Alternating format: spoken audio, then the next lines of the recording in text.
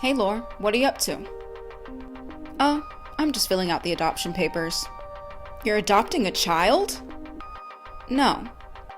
I'm just adopting other people's opinions about me and making them my own. Laura, put the pen down and follow me. Come on. And tear that up.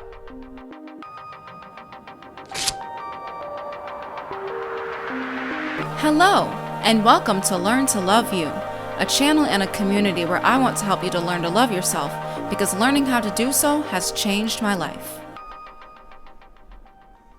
Hello everybody. Welcome back to Learn to Love You. If this is your first time here, welcome to Learn to Love You. And if you're returning, welcome back. It's great to see you again. So in today's episode, we're going to be learning how to stop adopting other people's opinions about ourselves and to stop using them to influence who we are and using them to shape our lives. In last week's video, I talked about how we can unlearn the negative beliefs that we have about ourselves. And this week's video is kind of going to be similar to last week's. There's going to be some parallels. So if you haven't seen last week's video, make sure to check it out first before you watch this. But before we get started, make sure to check out the Learn to Love You podcast and the blog on Medium. But without further ado, let's get into the video. From the time that we were young, we were taught what to believe about the world, what to believe about other people, and what to believe about ourselves. Although our belief systems develop and change as we develop and change, the belief system that you have today might look a little bit similar to the one that you had growing up.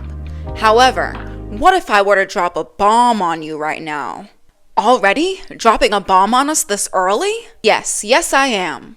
Most of the beliefs in your belief system came from someone else, and their beliefs came from someone else too. If anything, none of us are the original thinkers or believers of any of the beliefs that we have. Beliefs are something that have been passed down through centuries of humans, and they've been adopted by us today in different ways. The same can also be said about our opinions and our opinions of ourselves. When we were young, we were taught what to believe about ourselves through other people's projections and their own opinions on us. If you grew up in a nurturing environment, and say your dad told you that you were a beautiful young lady or a dashing young man, then you probably believed that and integrated that into your belief system. However, many of us were not brought up in loving environments, and even if we were, we couldn't stay sheltered in those environments forever. Eventually, we had to step out into the real world, i.e. school, and interact with other individuals and learn how to socialize with them. And at times, many of them might not have been too kind. In our formative years when we were still developing, we were sensitive to stimulus and new information from the outside world. We were also very sensitive to the way that people perceived us and what they thought about us. And we were very sensitive to the projections that other people projected onto us. And in many cases, we still carry around their projections to this day. If someone were to project onto a child that they were stupid, especially if they heard it several times growing up, they might just believe that they are stupid and carry that around into their adult life. However, I want you to understand that just because someone tells you that you are one thing does not make it true. If anything, their negative belief about who you are is just an opinion, and we cannot prove opinions. Someone might come around and say, "Oh, McDonald's is the best restaurant in the entire world." But personally, I would have to disagree with that statement. You will not catch me at a McDonald's unless it is the only restaurant around in miles and I am starving. That is how much I detest McDonald's. Now, if someone came up and told me 2 + 2 = 4, I'd have to agree on that statement because it's a universal truth. There is no other answer to that statement. The negative ideas and opinions that other people project onto us cannot be proven, so therefore they are not absolute statements. And the thing is, everyone is going to agree that 2 + 2 = 4, but not everyone is going to have the same opinion about something, and not everyone is going to have the same opinion about you. Your best friend probably has a completely different opinion about who you are than someone who doesn't like you very much does. But whose opinion is the correct opinion? The answer is neither. Opinions are subjective, they're not universal truths, and therefore they're always open to change. The problem is that so many of us shape our identity around the opinions that other people project onto us, and those become a defining factor of who we are and how much we're worth. And most of us don't even have a clue about who we really are, because we're sitting up here letting everybody and their mama define who we are through the opinions that they have. However, your own opinion of who you are trumps everyone else's opinions at the end of the day. And I'm not saying that you should never listen to other people's opinions, especially if they're giving you constructive criticism or if you're being a butthole to people. I'm trying to keep this as child-friendly as possible. But if you're treating people like crap and someone points that out and says that you're not a very good person, listen to that. They got your best interest in mind. Or if you're trying something new out and someone gives you constructive criticism and says that, oh, it's not the best, but it could be better, listen to those type of opinions. But the type of opinions that I'm talking about in this video are the ones that we shouldn't listen to, the ones that are negative projections from other people. So let's get back into it. I want you to ask yourself this question.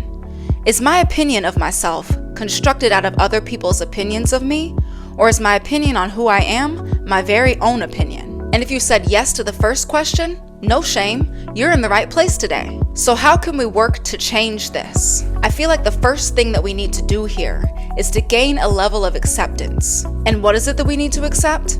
We need to accept that no matter where we go and no matter who we interact with, every single person is going to have an opinion about us. And sometimes it's not going to be a positive opinion. And I know that this can be a really hard thing to accept because I know a lot of us have a fear around being perceived, including myself. I mean, that's something I'm trying to work on. But no matter who you are, your race, your gender, your age, your sexual orientation, whatever it might be, there will always be someone out there who is going to judge you for who you are. Even complete strangers, people who don't even know your name, will make snap judgments about you before even getting to know you. And unfortunately, that's just the world that we live in. But they're going to make these judgments based off of their own triggers and their own biases, but these aren't the type of people that you really want to be associating with anyways. The key is to just let them have their judgmental fun. If they want to lower their vibration by judging you, fine, let them. They're hurting nobody else except for themselves. But let's get a little more personal here, shall we? Let's say that you were really interested in someone romantically, but they rejected you. We've all been here before, and I know it sucks. Let's say that they didn't want to date you because you just weren't their ideal height, or you talked too much, or you didn't talk enough, or they just weren't attracted to you, or they were more attracted to someone else. The list goes on, that could be anything. Now, rejection hurts, and many of us do not take romantic rejection very well. If anything, we take it very much to heart, and we take it very personally. And after the rejection, you might feel like there's something wrong with you, or there's something wrong with the part of you that was rejected. But the truth is, there is something wrong, and it's not you. It's how you're perceiving the situation. Now look, I know that we all want to be liked by other people. We all crave to be desired by others. I mean, it's a natural survival response. But when we're not desired, the ego takes it very personally. Rejection is like death to the ego. And in order not to die, the ego is going to try to solve the problem by saying that whatever part of you was rejected is something that needs to be changed or something that needs to be destroyed. So let's go back to the rejection example and use the height example here. I want you to understand that the person who rejected you because you weren't their ideal height has their own perception of what makes an attractive height. But that is not a universal idea, and not everyone is going to agree with this person. And just because they might find your height unattractive doesn't mean that you also have to start believing the same thing. Or else you've just signed the adoption papers and you made their opinion your own opinion, and that's not what we're trying to do here. We are here today to shred those adoption papers. We're not signing any more of those, okay? Well, what if a lot of people think that my height is unattractive? Not just one person. If a lot of people think this, then surely it truly is unattractive. Well, do you want to know what I have to say to this? Of course you do. What I have to say to this is let them. Let them. Let them have their own opinions, let them have their own biases, let them have their own judgmental fun. Let them. And I know that this sounds absolutely preposterous, and you're probably clicking off this video, but wait, don't click off the video. I was just kidding. Let me explain a little metaphor here before you start protesting with me. Each of us is like a cup of tea. We all have our own unique flavor and our own unique essence, but not everyone is going to appreciate or enjoy your cup of tea or your flavor. And not everyone is going to give it a fair chance to begin with either. But this does not mean that you change your flavor in order to get someone to like the way that you taste. No. You stay true to the flavor that you are and realize that there are people out there who truly will enjoy your flavor. And all these people that you're trying so hard to impress, all these people that you're trying to get to take just one sip of your cup, they don't even deserve it. They don't even deserve to drink a sip of your precious tea if they can't appreciate it. Because your tea is not meant for everyone. And if they do reject it, just realize that, hey, it just wasn't meant for them, and they're missing out on something amazing. And I know it might sound weird to compare yourself to a cup of tea, but bear with me for a few more moments. The thing is, in this society, we're shown which flavors of tea supposedly taste the best, or which ones are the most desirable. And this leaves a lot of people desperate to change their original flavor of their tea to match these societally acceptable flavors. And as a collective, we start to ignore how many beautiful flavors of tea that there truly are in the world, because we're so focused on this perfect societally acceptable flavor of tea that not everyone is going to be. But I want you to realize that even if you do try to change the flavor that you are, you still won't be able to satisfy everyone. There will always be someone out there who just doesn't like your flavor. And there will also always be other people who preferred the original authentic tastier tea before you changed it. But the key is to grow to love your own flavor and become your own favorite cup of tea. So even if someone doesn't like your flavor, you'll be able to realize that, hey, that's okay. That's just their opinion. My tea isn't for everyone. If anything, I'm my own favorite flavor. That just means that there's more for me, and more for the people who actually want to drink from my cup. Because I promised you that there are people out there who would never want you to ever change your flavor, because they like your original flavor. So just be yourself and be that cup of tea that you are, and learn to appreciate your own essence. So after we've accepted that other people will have an opinion about us, either positive or negative, this means that we can go into readoption mode. So this is where we're going to sign away our rights to carry the negative opinions and the negative projections from other people and start adopting our very own. For years, you might have let other people's opinions and negative beliefs run the show, but this is all going to stop here tonight. I want you to think of one negative opinion that you have about yourself. Let's say you think your feet are too big, and I'm going to ask you a question here, and I want you to be painfully honest with yourself. Are you ready for it? Was I the first person to think that about myself? Or did someone else tell me that about myself? Because in many cases, you were probably not the original thinker of that negative thought. There's probably someone in your past who in their mind thought that your feet were just too big, and they just had to make that known to you. And since you adopted that opinion, it probably just stuck with you and you're still here with it today. But no judgment. We didn't know better, and that's okay. But now that you've thought of the negative opinion that you have and realized that it came from someone else, it's time to sign away our rights to that opinion and adopt a different one. The number one way to reshape the way that we think about ourselves is to choose what thoughts that we want to keep about ourselves and which ones to get rid of. And with repetition, focus on those positive thoughts. And a great way to do this is through affirmations. I've talked about this before. Affirmations work wonders. Now, I know that you might be so used to letting other people tell you who you are and operating off of negative opinions and telling yourself awful things about yourself. But realize that the only way to really change how you see yourself is through repetition and through telling yourself the things that you want to hear about yourself. Because the more that you tell yourself nice things and the more that you tell yourself the things that you want to hear is the more that you're going to start operating off of those statements. If someone had an opinion that your feet were too big, I want you to tell yourself instead, my feet are perfect just the way that they are. And I want you to repeat this statement for about 21 days or so, because this is enough time to really reshape the programming in your mind. And instead of just changing this one opinion about your feet, I want you to write a whole list of negative opinions that you have about yourself and work on changing those statements into positive ones and reflecting on the positive ones instead. The thing is, you are so much more powerful than you think that you are. And if you really wanted to reshape your beliefs and change the way that you see yourself and have a completely different opinion on yourself, then you totally have the power to. And since the power is in your hands, the only one who is stopping you from changing is yourself. I want to leave you with this.